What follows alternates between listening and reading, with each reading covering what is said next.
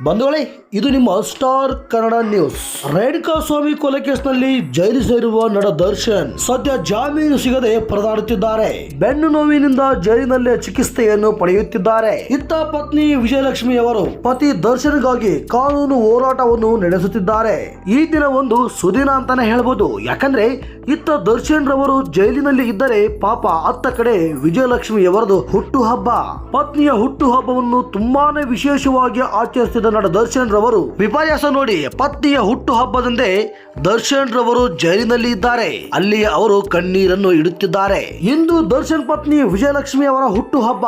ದರ್ಶನ್ ಅವರು ಇದ್ದಿದ್ರೆ ಸರ್ಪ್ರೈಸ್ ಆಗಿ ಬರ್ತಡೆಯನ್ನು ಅದ್ದೂರಿಯಾಗಿ ಆಚರಣೆ ಮಾಡ್ತಿದ್ರು. ಕಳೆದ ವರ್ಷ ವಿಜಯಲಕ್ಷ್ಮಿ ಅವರನ್ನು ಥೈಲ್ಯಾಂಡ್ಗೆ ಕರ್ಕೊಂಡು ಹೋಗಿ ಅಲ್ಲಿಯೇ ಅವರ ಬರ್ತಡೆಯನ್ನು ಅದ್ದೂರಿಯಾಗಿ ಆಚರಣೆ ಮಾಡಲಾಗಿತ್ತು. ಡ್ಯಾನ್ಸ್ ಮಾಡಿ ಕುಣಿದು ಕುಪ್ಪಳಿಸಿದರು.